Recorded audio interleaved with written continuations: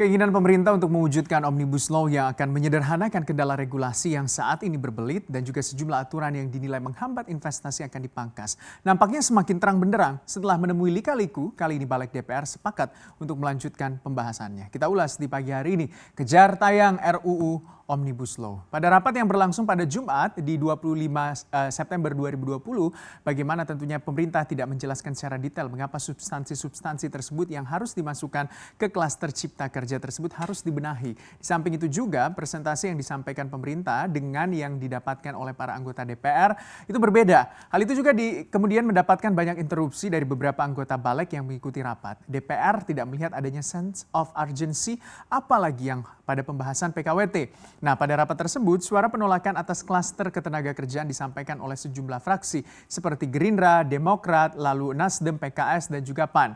Nah, anggota Balik fraksi Gerindra, Obon Tabroni mengatakan bahwa tujuan klaster tenaga kerja dan juga Omnibus Law cipta kerja dari sisi peraturan bisa sederhana, tapi dari hampir semua pasal akan dibentuk oleh peraturan pemerintah. Bahkan Obon Tabroni juga menegaskan tentang alidaya poin ketiga akan diatur dalam PP, pengupahan akan diatur PP, PKWT diatur PP, termasuk yang lain-lainnya. Jadi hampir semuanya diatur dalam PP. Ini riskan karena black mandate terlalu banyak begitu, jadi PP yang ada di dalam undang-undang sehingga rasanya dengan pembahasan dan juga perubahan klaster tenaga kerja harus didiskusikan ulang, khusus Undang-Undang 13 2003 tentang ketenaga kerjaan yang direvisi, dan ini adalah klaster ketenaga kerjaan harus di-drop. Fraksi dari Partai Demokrat, Benika Harman berpandangan bahwa ada kesan bahwa tenaga kerja yang menghambat investasi, yang kemudian menurut Benika Harman juga apakah substansinya atau penegakan hukumnya yang tidak benar sehingga investasi menjadi terhambat. Dan menurut Beni, hukum tenaga kerja sudah baik, cukup melindungi tenaga kerja, cukup kondusif investasi dan juga tentunya, tapi penegakan hukumnya yang tidak konsisten.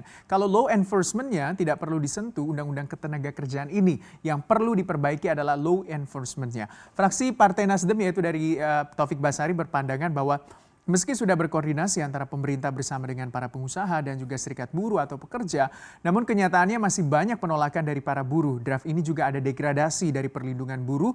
Lantas apa yang bisa mereka pegang? Habislah buruh itu bergantung pada perlindungan dan juga undang-undang tersebut, dan adalah Undang-Undang 13 2003. Fraksi PKS juga Ledia Hanifah meminta pemerintah untuk mencabut klaster ketenaga kerjaan dari RUU Cipta Kerja. Alasannya, Ledia meminta bahwa permasalahan investasi yang sudah diselesaikan dalam bab lain dalam RUU Cipta Kerja. Ada juga fraksi PAN, yaitu Ali Taher mengatakan belum ada alasan rasional yang objektif untuk melakukan perubahan terhadap ketenaga kerjaan melalui RUU Cipta Kerja. Ali menegaskan bahwa UU ketenaga kerjaan masih dibutuhkan saat ini. Ada 5 fraksi yang menolak dari 9 fraksi saat itu yang rapat, tapi kalau kita lihat ada 2 fraksi juga yang bisa dikatakan masih ingin melanjutkan. Pada saat itu ya, yaitu fraksi Golkar tetap mendukung pembahasan ini. Firman Subagio dari Golkar meminta bahwa pemerintah dan seluruh fraksi di DPR harus tetap melanjutkan pembahasan klaster ketenaga kerjaan. Sementara itu, Partai Kebangkitan Bangsa yang notabene juga merupakan partai dari Ibu Menaker Ida Fauzia juga mendukung dari klaster ketenaga kerjaan untuk tetap dibahas.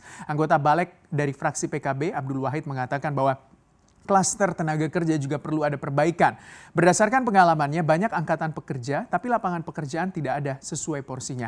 Fraksi PDIP bagaimana yang menjadi salah satu juga bisa dikatakan pendukung pemerintah ini menyampaikan secara tegas sikap PDIP ataupun tidak menyampaikan bagaimana sikap PDIP waktu itu. Apakah ini melanjutkan klaster ketenaga kerjaan untuk dibahas atau tidak? Jadi bisa dikatakan masih agak bimbang. Irmadi masih mengatakan bahwa pemerintah harus memberikan penjelasan secara spesifik terkait dengan pentingnya perubahan dalam Undang-Undang Nomor 13 Tahun 2003 tentang ketenaga kerjaan dalam RUU Cipta Kerja. Sementara fraksi P3 atau Partai Persatuan Pembangunan diwakili oleh Ahmad Baidowi mengatakan bahwa pihaknya tidak masalah jika klaster ketenaga kerjaan tetap dibahas dalam RUU Omnibus Law Cipta Kerja, asalkan bisa memberikan manfaat terhadap tenaga kerja.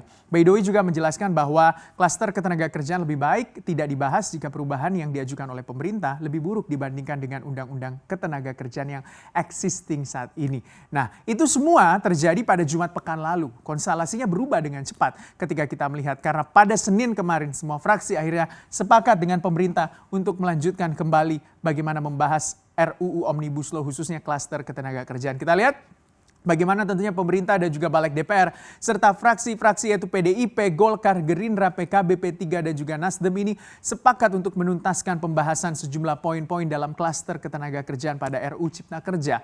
Walaupun sempat melalui pembahasan yang panjang, akhirnya beberapa poin diketok palu dalam klaster ketenaga kerjaan. Menurut anggota Badan Legislasi yaitu Firman Subagio, ini soal pesangon, lalu upah minimum dan juga jaminan kehilangan pekerjaan, semuanya sudah diketok palu dan juga tuntas dibahas. Seluruh fraksi sudah setuju dan juga poin-poin ini sudah mendapat masukan dari elemen terkait mulai dari pemerintah, DPR, Serikat Pekerja dan juga pengusaha. Soal pesangon, pemerintah dan juga DPR yang telah mendapatkan masukan dari para stakeholder akhirnya disetujui dan juga tetap ada dengan jumlah 32 kali gaji. Rinciannya itu 23 kali gaji itu ditanggung oleh pemberi kerja dan sisanya ditanggung oleh pemerintah. Nah, terkait upah minimum kabupaten kota, ini pemerintah dan DPR sepakat untuk tetap dijalankan dengan syarat atau kriteria tertentu. UMK juga tetap ada menyesuaikan inflasi dan juga tidak dikelompokkan secara sektoral.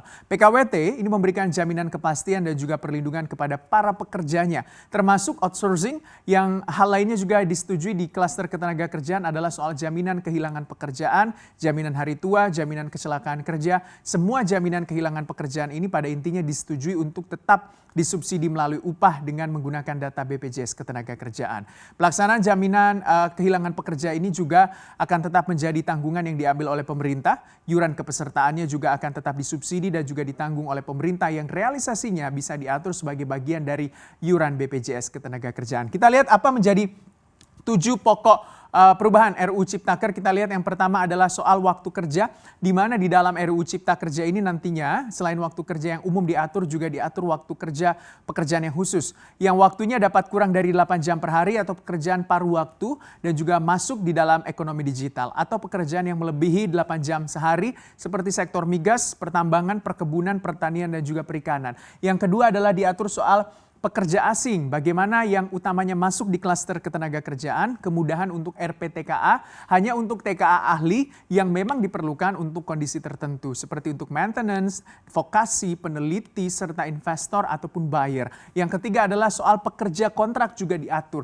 Ini di dalam RUU Cipta Kerja nantinya pemerintah telah menimbangkan perkembangan teknologi digital dan juga revolusi industri 4.0.